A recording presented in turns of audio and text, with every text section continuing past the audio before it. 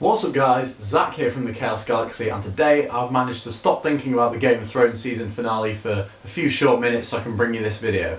And what this video is going to be is a speed art video for my new TCG, Little Doods Legends.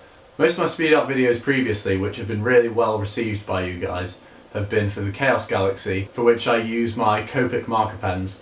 However, for this I thought it would be really interesting to show you because I'm using watercolour paints to colour the cards in.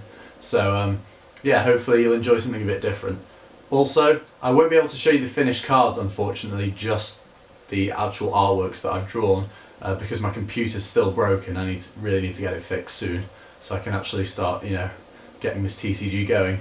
But yeah, apart from that, I hope you enjoy this video. Please like it. If you don't know what the Little Doods Legends TCG is, there'll be a link to the introduction video down below. Apart from that, please like, comment, subscribe, follow me on Instagram, and enter the composition that I'm doing. There'll also be a link for that in the description below. So yeah, enjoy. Okay, so I'm going to be drawing 8 cards in this video, and the first one is probably like the most fan favourite card in the whole of Little Doods. Actually, this kind of looks like a face with its eyes shut and mouth open. But yeah, it's Fat Man, if you hadn't guessed. And basically I started off with this card just drawing the body, which is a big oval shaped, and then drawing his tiny little cartoonish limbs and head around that, because it just makes it easier. And because this game's slightly more cartoony in the art style as opposed to Chaos Galaxy, it was okay giving him quite ridiculous proportions with the really big body and absolutely tiny arms and legs, just to get across the fact that he's really fat. I gave him a little burger next to him as well to add to the comic effect. So hopefully you guys like that. Then just rubbing out the pencil lines behind him, and then moving on to painting him now. I decided to paint him blue, red and yellow like he is in all my other seasons, because that's just sort of like the Superman colours, which is one of the most iconic superhero costumes, if not the most iconic. So yeah, blue, red and yellow. And then hopefully you like the effect of the paints. I know it doesn't give flat colour like the Copic markers do, but I think it's just as fun, and because this game's a lot less serious than Chaos Galaxy, I think it makes quite a nice effect.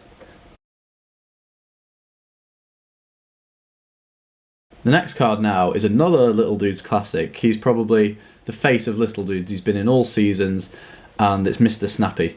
I had to redraw his face quite a few times, and his body actually, because although it's such a basic shape, that means you've got no room for error. There's no sort of detail to take your mind off the fact that I've drawn his body wrong. So yeah, everything had to be perfect, but I managed to draw him quite quickly. And then, yeah, I'm happy with the expression on his face. A lot of things with cartoony characters, you need to give them a really big head, because that's the way you show expression from a card. You can tell, this card looks like it has a lot more personality than Fat Man does, because Fat Man's mostly body, whereas Mr. Snappy is mostly face.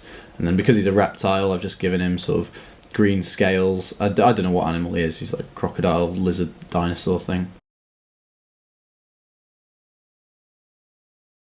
Anyway, next up, another card that's mostly, if not all, face. It's Slurpee. I was trying to make him look like a pet dog with its tongue out, so giving it big, like, cute eyes, and then tried to give that fur effect with the pen, which kind of worked, but not really. And then just going over him in grey paint, I tried to give the fur effect as well by sort of spinning the paintbrush around in my hand. And yeah, that's him.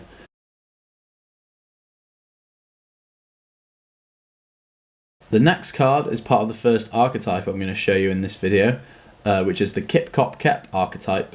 So the first one I'm drawing is Kip, and because he has quite a weak score, I wanted to make his limbs kind of tiny and stupid looking. Like, he's got really short legs, quite a long body, and little stubby arms that makes him look like he won't be able to do much, because these creatures are going to be weak. However, they're going to work well together, and you'll be able to make combos and do good things if you're using them. So they're not bad cards, they just have weak scores. Anyway, yeah. Kip, I struggled painting his body because, I don't know, the blue just seemed to be a really hard colour to work with to get a nice even coating of paint. But yeah, again, just sort of giving it flat, cartoonish colour, and just trying to give the card as much personality as I can. Next up we've got Cop, who's made out of circles, and circles are a real pain to draw. If you look how many times I've gone over them to try and get a good shape, if you can master drawing circles, then you're a better artist than me. And I find it funny how having the creatures with different shape, how giving creatures different shaped mouths really changes the way their expression on their face looks. Cop looks really surprised, I think Kip kind of looks surprised, but in a more like sarcastic way from his square mouth. I don't know if you've noticed that too. But then the last card, Kep, I'm just painting Kip now.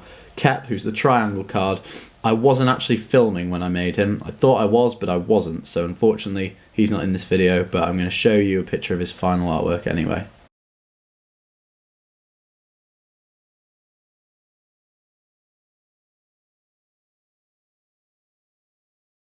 I also missed off me drawing most of the artwork for Rainbow Lord Bingle, who's one of the best ability creatures in the game. However, using watercolour paint to colour in his rainbow and his hands, if you can see what I've done there, blending is really fun and easy when you compare it to the Copic markers. Watercolour paint is just so good for sort of getting colours to merge into each other, and the rainbow is kind of, you know, a classic example of that happening.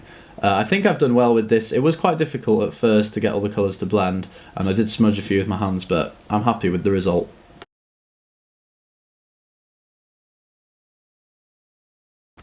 Okay, so the next card I'm going to draw is the boss monster of this video, and one of the strongest creatures in the game, actually. It's a combination of Kip, Cop, and Kep, and his name is Kip, Cop, Kep. So yeah, just drawing all the heads on him. I kind of like how I managed to get sort of different emotions on every single face. The circular face looks really shocked, the square face looks happy, and then the triangular face looks kind of surprised. And then I tried to make the creature out of all just really simple shapes, literally just triangles, circles and squares, so he really looks like a combination of the cards done in the archetype.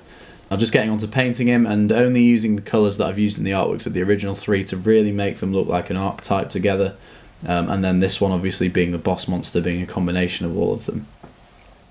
So then yeah, if you see this little vortex thing in the middle of his chest that has a combination of all the shapes getting smaller and smaller, the pens I used as I went deeper into the middle, they got finer and finer just to give the card more of a 3D look, because although I have used sort of watercolour paints which make the creatures look more natural than if I were to use my Copic markers, they do still look a bit flat because the artworks are very two-dimensional. There's not much shading going on, and this card does kind of look like a toy even.